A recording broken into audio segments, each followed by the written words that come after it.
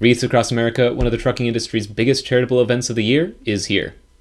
Wreaths Across America Day lands on December 13th this year, and the weeks leading up to it are a flurry of activity. Today we're chatting with Dean Croak, Principal Analyst for DAT Freight and Analytics. Dean is not only a longtime industry expert, but also has a few million miles of trucking under his belt. He'll be along for the event this year, from Columbia Falls, Maine, all the way to Arlington, Virginia, 700 miles south. So, Dean, you're heading to Maine in just a few hours, right? Yeah, going up to the Wreaths Across America. This is the first time I've done the top end, which is where the wreaths are made, up at the in Columbia Falls, Maine, up almost on the Canadian border.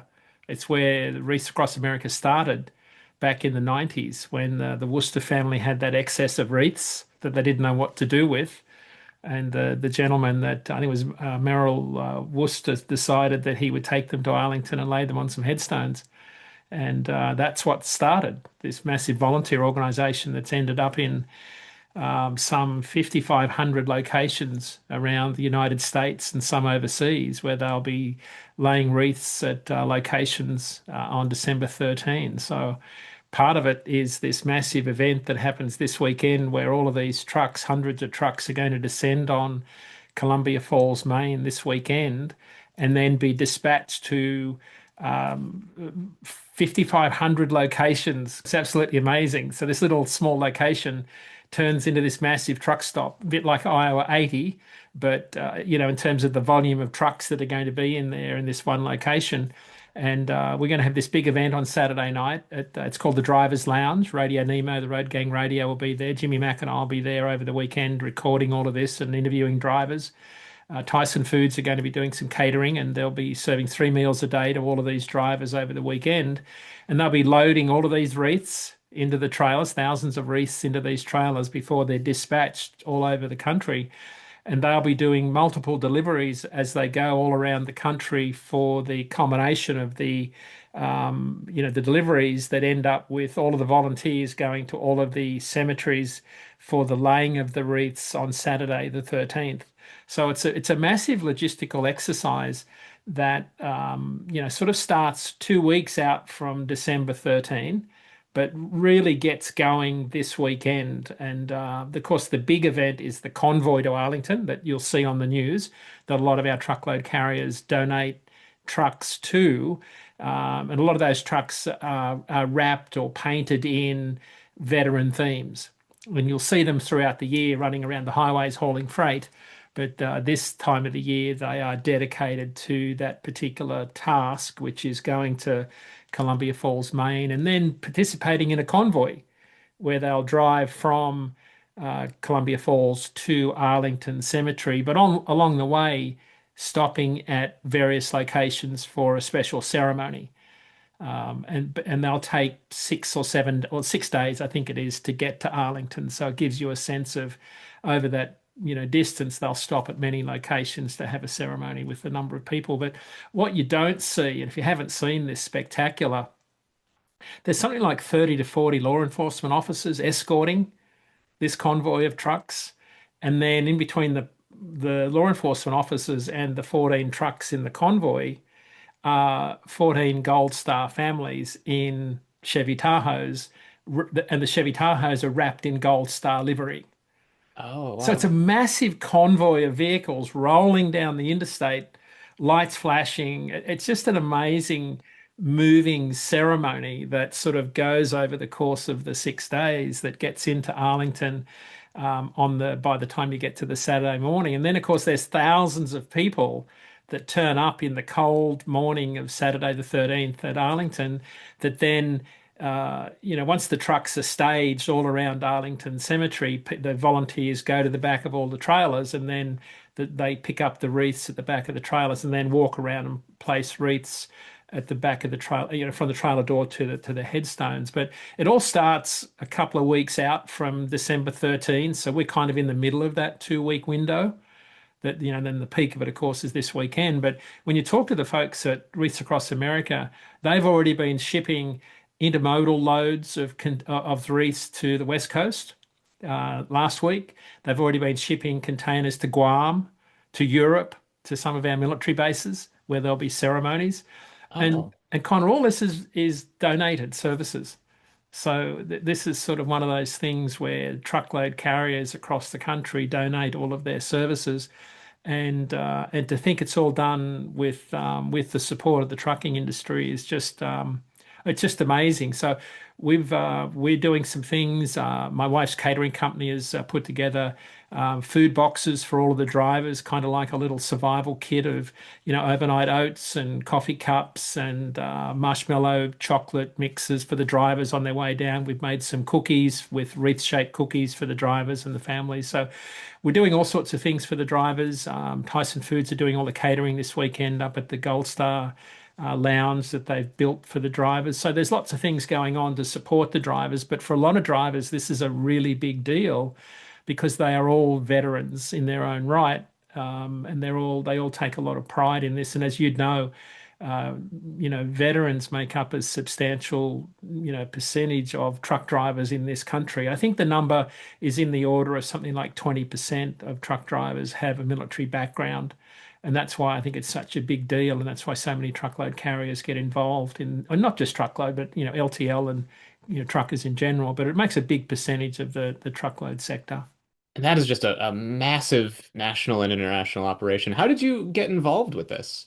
Um, I one of the big carriers here in Boston, WL French, they have, hundreds of dump trucks running around, and I heard through social media that Wreaths Across America were calling into their dump truck yard nearby, and I thought, oh, I'll just go out and have a look and take some videos and get some content from my social media channel.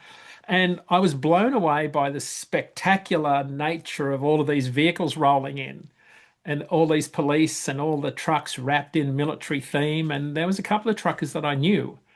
Oh, And on the back of my 379 Peterbilt is a monument or a dedication to a trucker friend of mine from Australia who served in the Vietnam War. And so I had a little bit of a connection to military service, and and I thought, okay, I might just go to Arlington and have a look at this. And this was sort of the week before, so I had a sense of what the convoy was like. So I flew down to Washington, and I became a volunteer, and I went and delivered, some wreaths to some of the headstones. And then I went and saw some relatives, distant relatives of mine that happened to have the same name in Arlington that fought in some wars and, paid the ultimate sacrifice. And I thought, this is amazing. And so I got, and then I was actually speaking with Jimmy Mack from Radio Nemo on there because they're there at Arlington. mhm. And, and then I also went to, Fastport and Brad Bentley had an event where they give away a Kenworth truck to a military, driver each year. So there's a whole event that goes on where a truck driver that's a military, a veteran driver gets an award and gets a truck. And I thought, wow, this is a whole nother side of the industry that I had no idea. They have a Vet Ready Summit on the 12th of December. I had no idea any of this was going on. So it was really through Radio Nemo and going to this convoy event here in Boston that I became aware of what was going on.